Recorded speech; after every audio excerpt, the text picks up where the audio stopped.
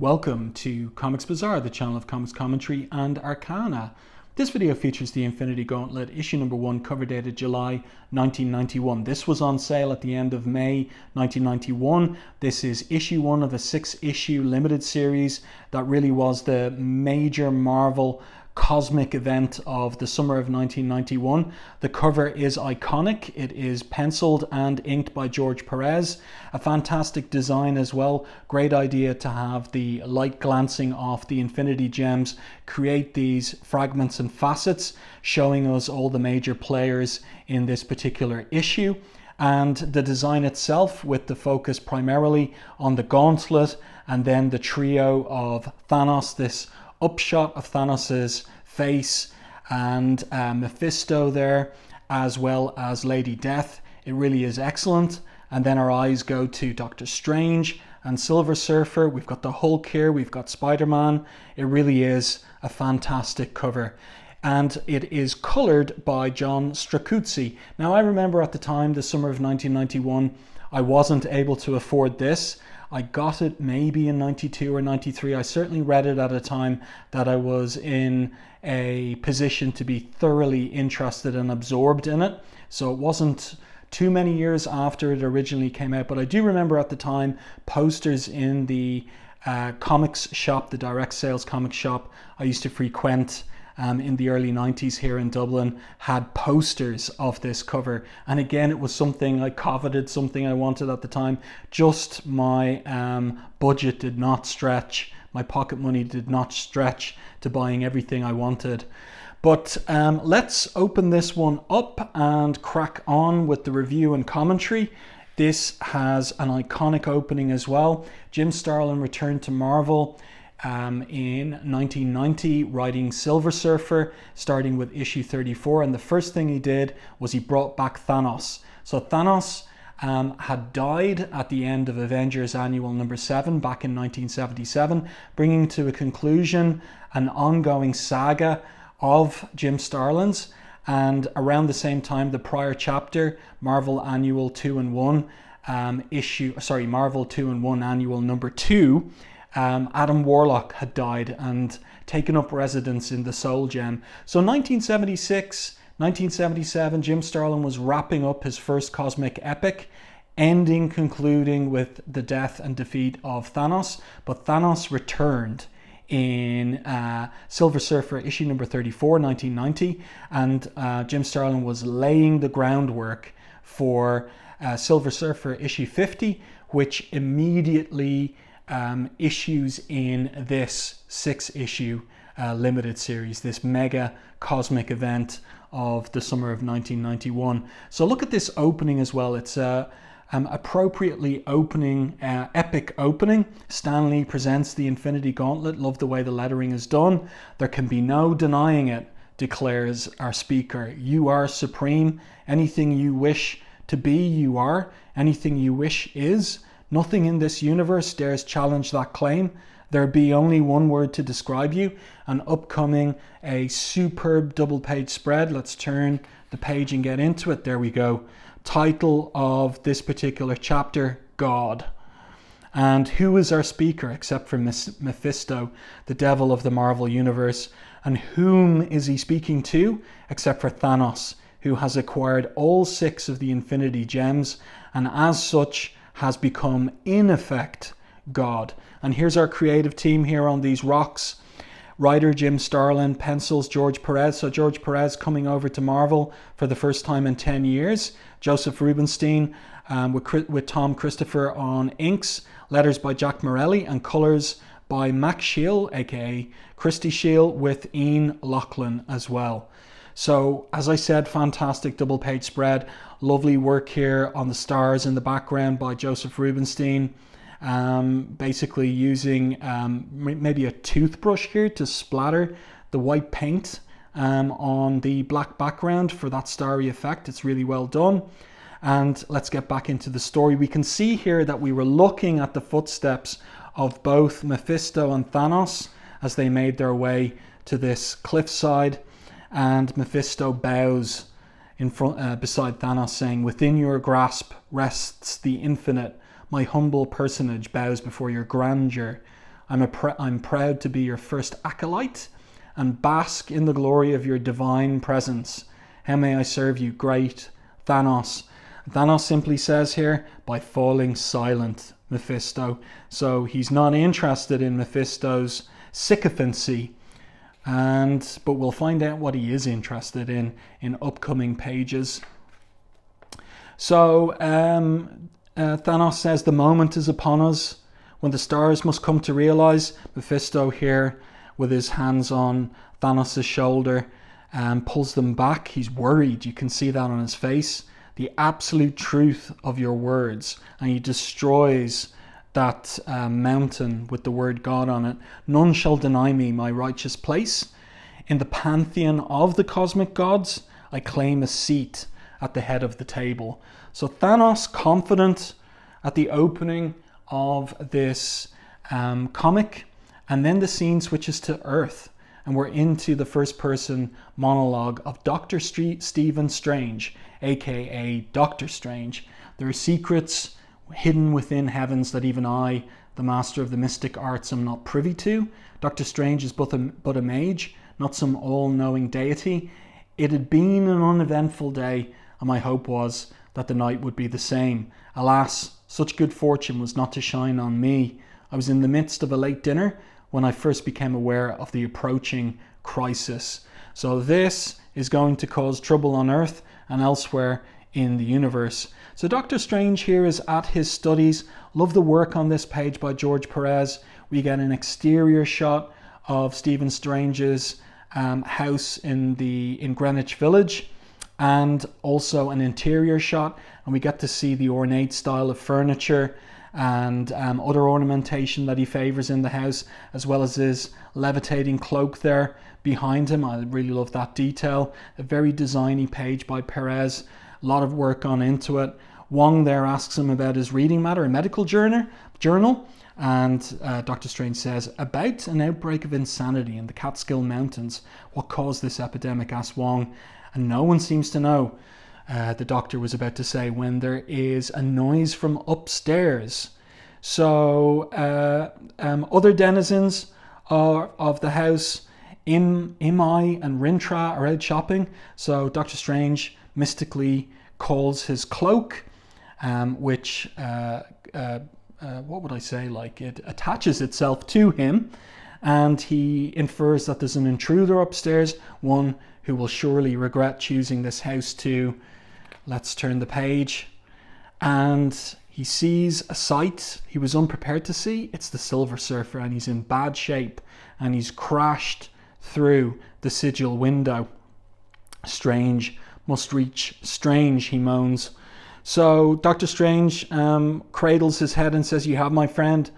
Asks Wong to help him get him to the sofa, and the Silver Surfer says he's come to warn. Great danger coming this way, must be stopped. Thanos is coming. So as far as Strange would know, Dr. Strange would know, Thanos is dead.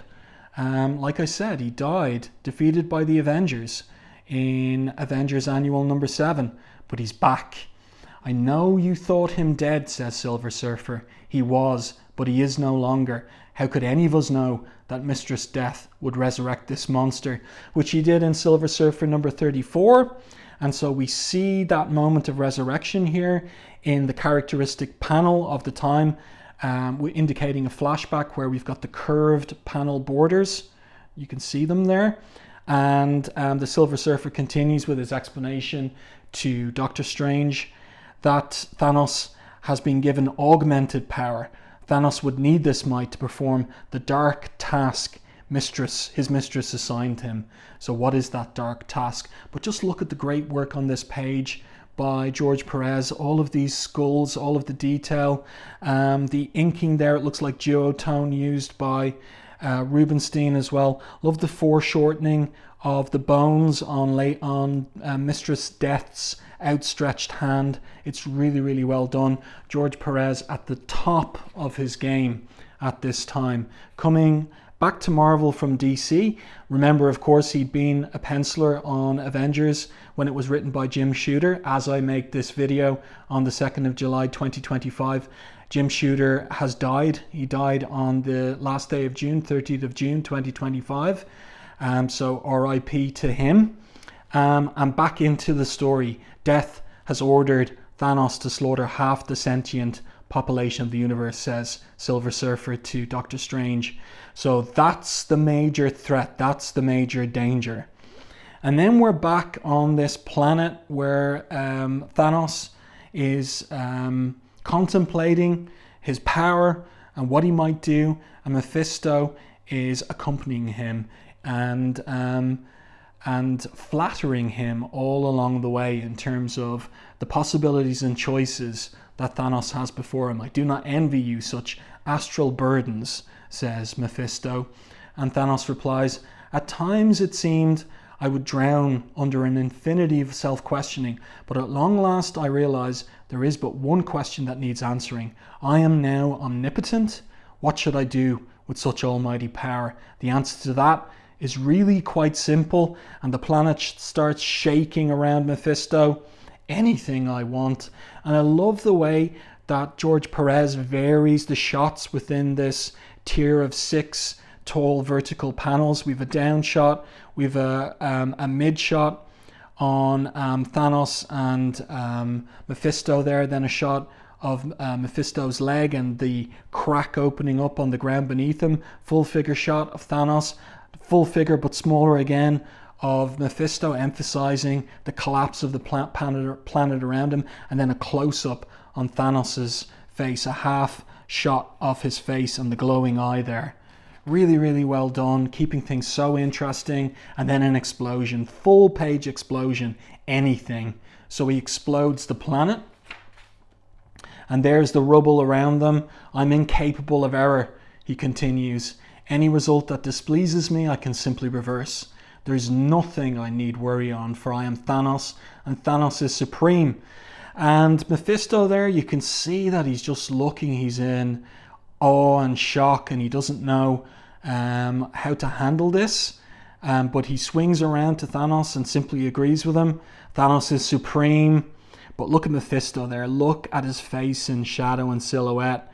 He's hanging around for an opportunity. And I love the handling of the storytelling here, where we get the quote-unquote camera focusing in on the Infinity Gauntlet and the particular gem that's shining there on the back of Thanos's fist. It's the green one. It's the Soul Gem. And of course, the Soul Gem was formerly the abode, or is the abode, rather, at this point, is the abode of Adam Warlock, who is a sometimes ally, sometimes antagonist of Thanos. And we'll see what the relationship is in the course of this miniseries, the developing relationship between the pair.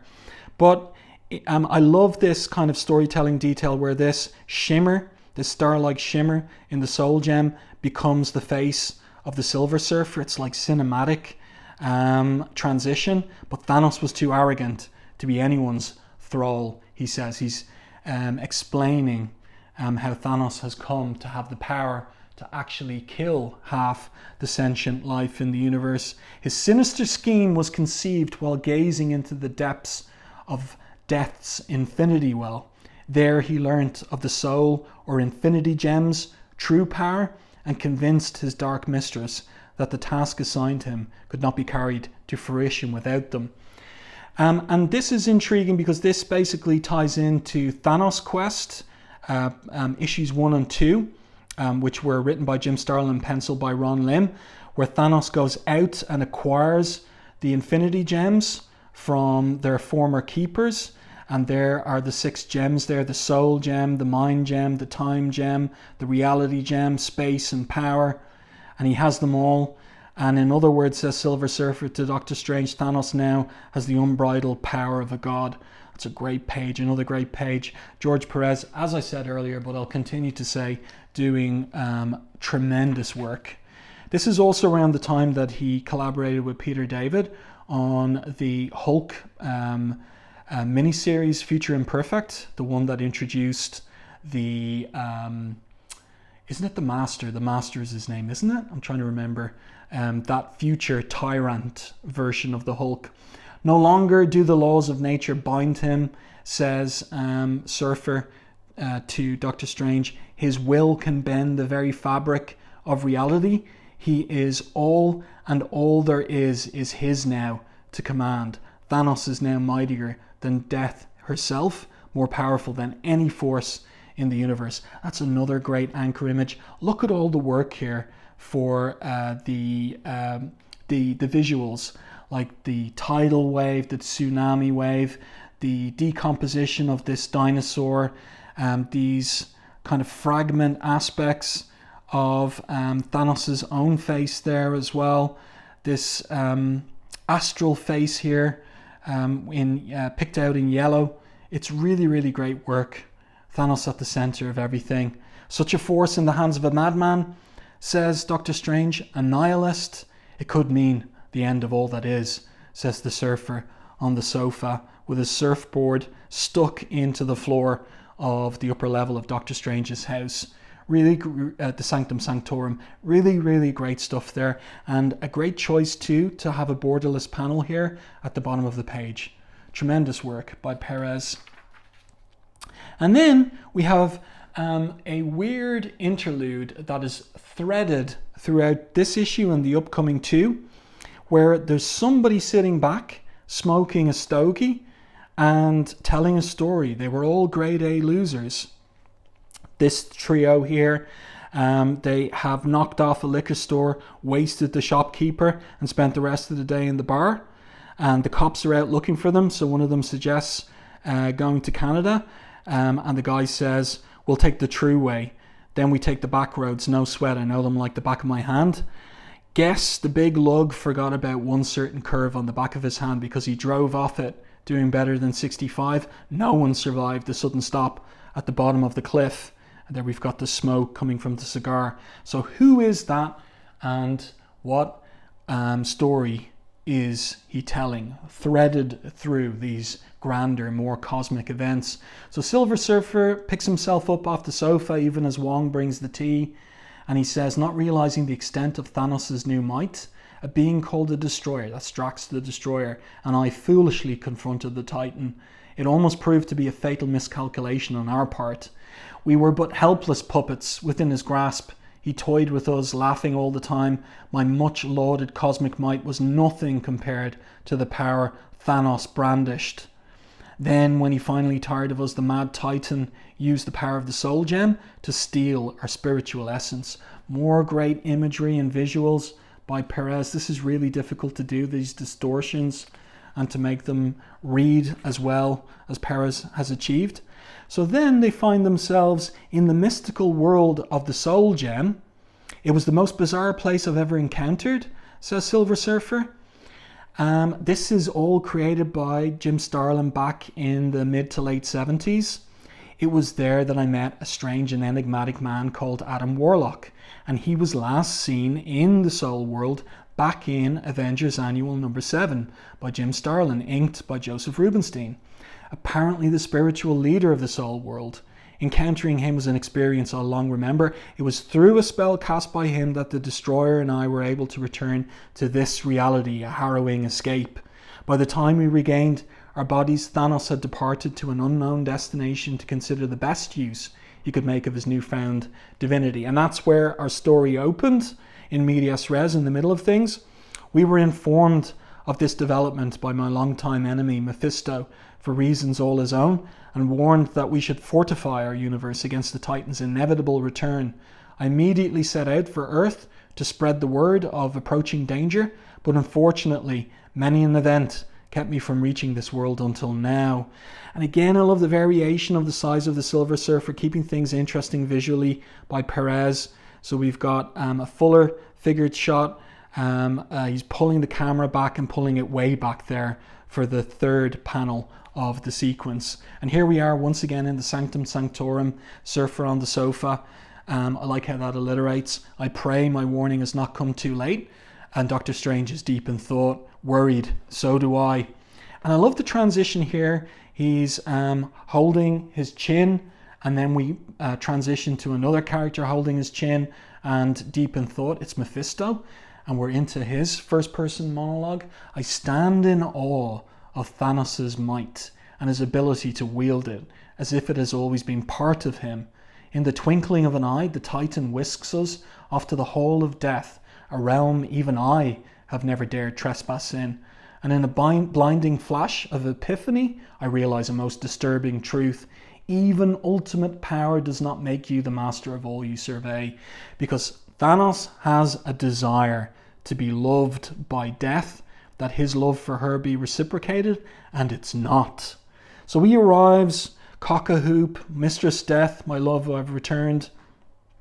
It is my most sincere hope that you have at last forgiven me my duplicity in gaining the Infinity Gems. That's all the business of Thanos' quest.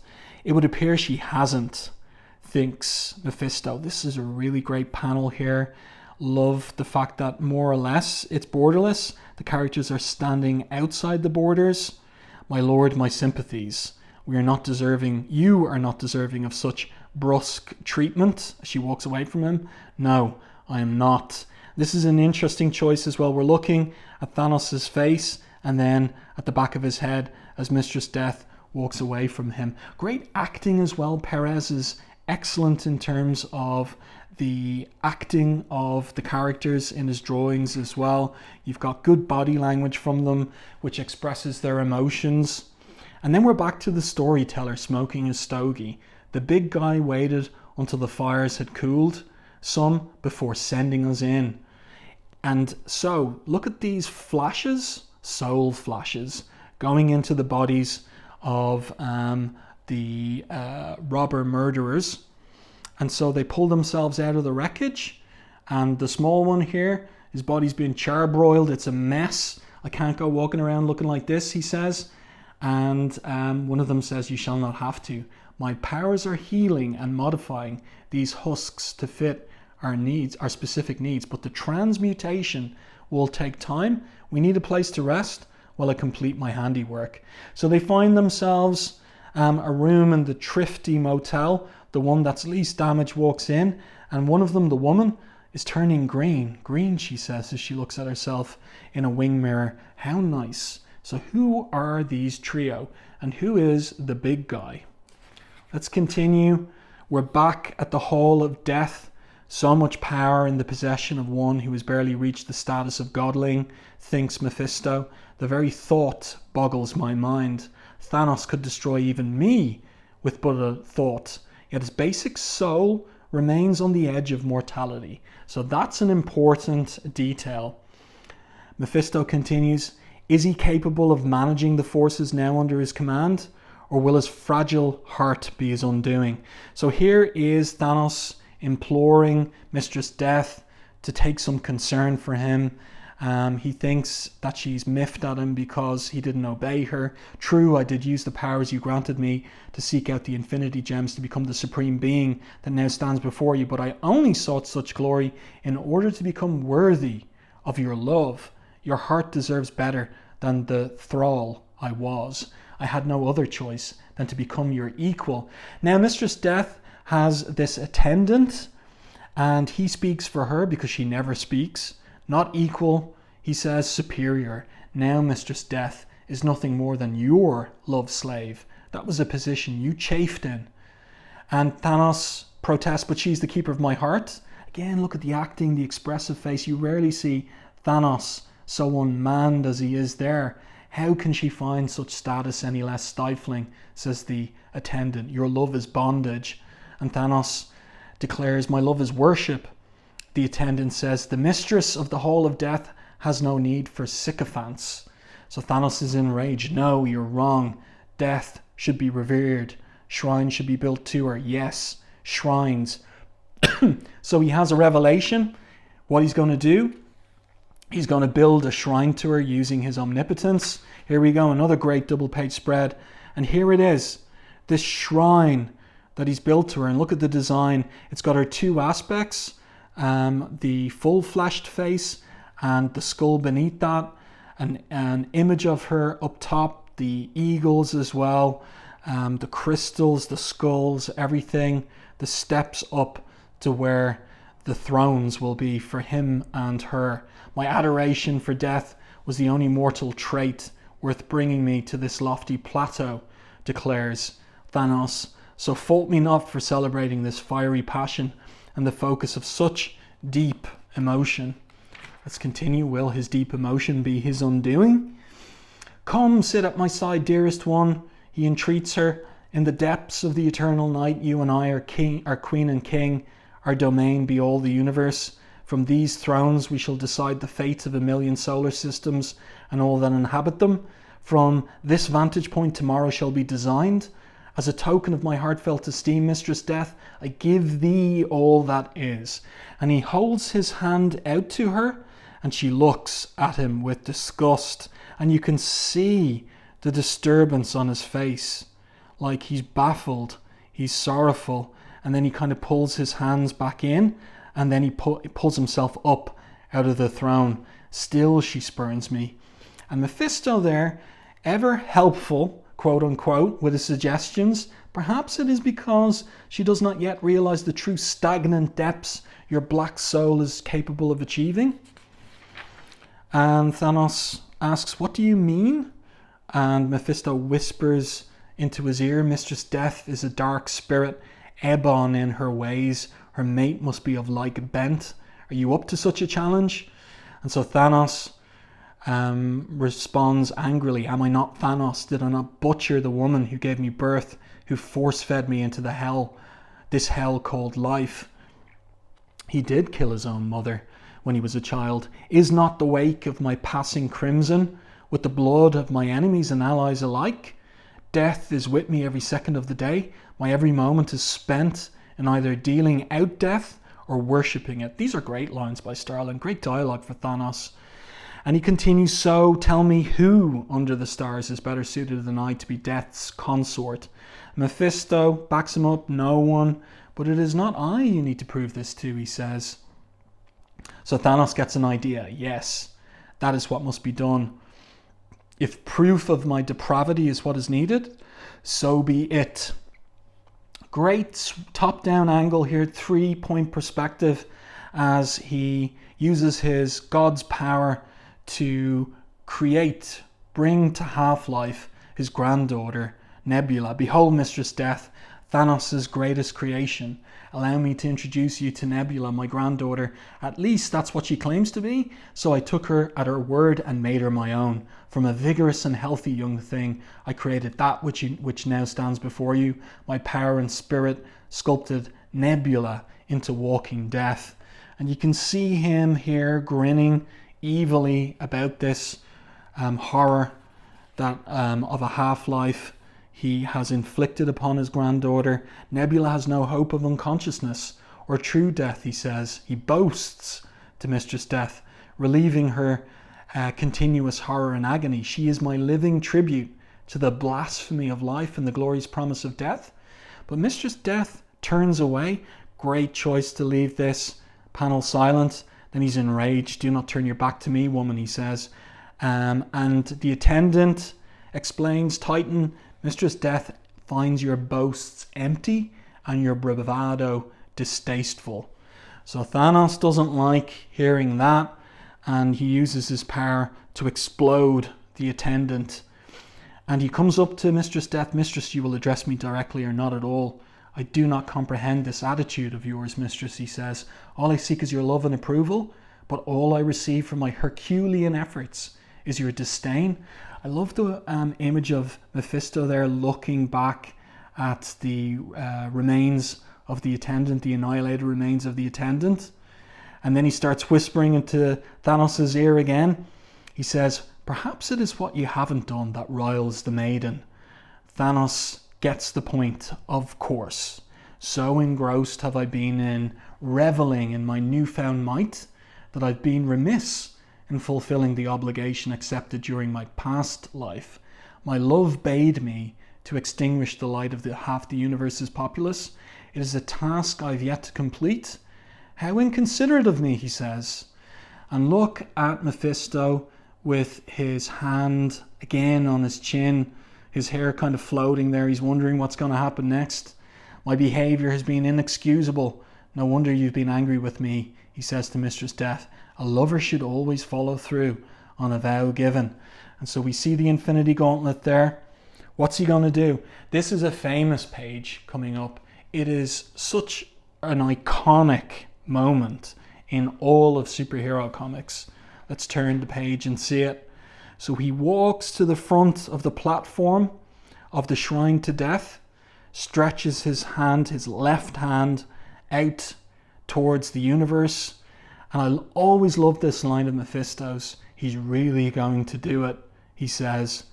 And so his hand is outstretched, his left hand, the sinister hand, his middle finger on his thumb, and then the famous snap. It's so well done, the sequence here. Just really, really excellent. You can see the infinity gems sparkling, the hand in silhouette, the white background. What's he done? He's fulfilled his vow. He's killed half the sentient beings in the universe. And then we're back on Earth. We've got a great anchor image there of Spider-Man swinging over nighttime Manhattan. A lot of work in that particular panel. And a wave of vertigo hits him. Then the old spider sense went off like it had never before. Felt like my skull was going to explode. When the old head cleared, I found myself staring down at the crowd milling around Times Square. Even at this late hour, the place was still jumping. And this is Times Square 1991. So you've got all of the peep shows and porno theaters there at the time, Girls Galore, etc., etc. That all changed when Rudy Giuliani became mayor of New York, and you got the Disneyfication, as they called it, of New York with zero tolerance and all of that. But back in 1991, the Times Square area was pretty louche. Let's turn the page. Why couldn't I have kept my eyes shut just a few seconds longer? But I didn't, so I ended up witnessing a sight that I'm sure will haunt my dreams for years to come. There was no ominous warning, not one storm cloud, heavenly voice, nor any of the kind of things you'd think would accompany such a cataclysmic event. Nothing. Just half the people down in the square merely vanished. At first I thought I was losing my mind, flipping out, but then the street crowd confirmed the reality of this nightmare. So you can see that there, people missing their companions, the baby. Who or what could have done this? Asked Spider-Man. Had only Times Square been affected? Or was this happening all over the city? Then it hit me. So he goes back home to check out whether Mary Jane is okay. Howard the Duck reference there. Howard Roast Duck. That's funny. Then Captain America. I just stopped by Avengers HQ to go through some computer files involving a case I was working on. So he walks into the computer lab.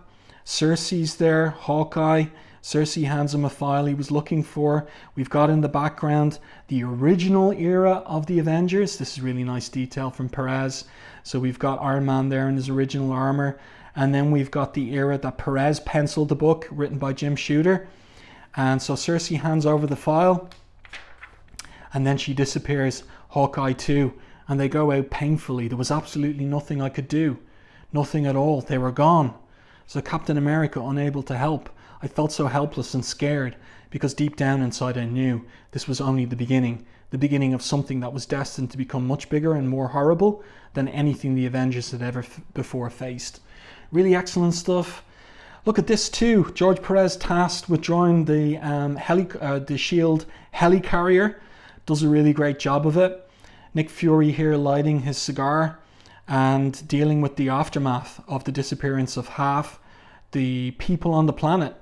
And he's on the phone to the president. "No, Mr. President, we're still trying to figure out what happened. Yes, half my crew vanished also, sir. We're getting reports from all over the globe. As soon as I know, sir, so will you. Goodbye." So there's the Contessa, Valentina Allegra de Fontaine. And she's still with Fury. And she says, "Psi-section telemetry shows nothing, Nick. Terrific. Half the human race just ups and vanishes. And the world's greatest spy network can't figure out what caused it. I've got a nasty feeling about all this, Val." He says, "This is going to be bad, real bad." And of course, what on earth could Nick Fury do against the likes of Thanos? Nothing. But someone who might be able to do something is the Incredible Hulk. Now, this is the Professor persona of the Hulk. And this ties in with issue 383 of The Incredible Hulk, written by Peter David and penciled by Dale Keown. Now, new bulletins coming in indicate that humans are not the only creatures falling victim to the Great Disappearance, says the anchorman. Cattle farmers report that half their herds have vanished. Indeed, scientists believe half of all animal life on the planet has disappeared, along with the missing human victims. So the Hulk here is downing beers at Smiling Stan's Bar and Grill. So a reference to Stan Lee there. And he throws the glass into the TV screen. I've heard enough.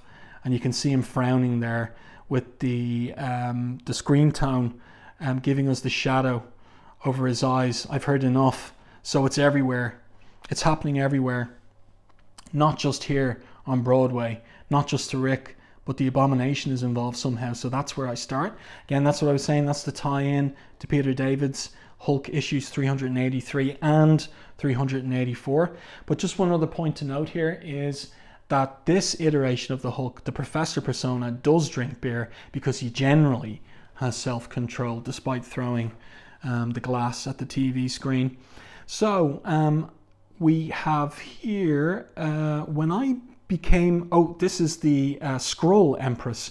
When I became Empress Sybil of the Skrull Empire, I never expected the post to be easily handled, but this is far more than I ever dreamt I'd have to reckon with, because of course it's half of all life in the whole universe that has been affected by Thanos' finger snap. But the Skrulls think that the Kree are responsible, so let there be war. They're wrong about that. A sense of great unease came upon me, says Doctor Strange, one I could not explain. All over the universe, I can feel them, says the Silver Surfer. And then Wong disappears as well. He's dead. They're all dying, says Silver Surfer. Billions upon billions of souls are blinking out of existence. And Doctor Strange is baffled. What are you talking about? Not a one knew what struck them. Horrible. I could taste their dread and confusion. They're with and part of death now. Just too much to bear, too much. So this is really serious stuff in this issue. And what about Thanos' birthplace? Saturn's moon Titan. There within the bowels of the artificial satellite lives a race of demigods in a peaceful paradise. It is home of the Titans, including Eros and his father Mentor. And Eros is introducing Firelord to Mentor, and comically here in the background, Drax the Destroyer is watching Alf on TV from Earth. So Mentor welcomes Firelord, and then he just disappears, dropping his glass on the ground. Drax gets the wrong end of the stick, thinks that Firelord has killed Mentor. Stay thy hand, Destroyer. So Isaac, this sentient super AI computer of Titan, reports planet-wide phenomenon. Half a population has suddenly vanished without trace. I currently have no explanation for the occurrence, but Firelord, Drax, and Eros know who's responsible. Thanos, Thanos, Thanos. And this is a wonderful image, this 3/4 profile close-up of Thanos with that gleeful grin on his face and his eyes sparkling with power and menace. Saturn there in the dark. Really great stuff. And then we're back with this trio, the car crash victims. I think we were all adjusting pretty well to our new bods. I'd lost my briquette look, and the babe was keeping busy stitching together a new outfit. So something happens. The babe disappears. She's dead too. Gone. Help, he exclaims. Help. She just went and vanished. It's not my fault. You got to do something. And so he opens the door of the bedroom, and inside, this hideous cocoon. Fat lot of help you're going to be. But long-time readers would remember that there's a certain character who, when he is reborn from a cocoon such as this. Who is it? Next issue, From Bad to Worse. So really great work on this. So much detail in the backgrounds from George Perez. Of course, that's what he's known for. His ability to handle a super large cast of characters, such as he did with Crisis on Infinite Earths for DC Comics in 1985. as well as his concern for intricate detail in the backgrounds. Where's my favorite page here? This one here, the finger snap. So iconic, and of course, transmediated into the movie too. So there you go. Happy birthday to Comics Bazaar, the channel. This is the 3rd birthday of the channel, and I'm very grateful to everyone who's become a subscriber and everyone who has watched my video reviews and commentaries and who voted for this particular comic to be the one I reviewed today, the 2nd of July, the 3rd birthday of the channel. I do hope that you enjoyed this review and commentary on the Infinity Gauntlet #1. Let me know your thoughts on it in the comment section. And indeed, if you are not a subscriber to the channel, please subscribe and stay tuned for more content like this in the coming year and years. Thank you all again.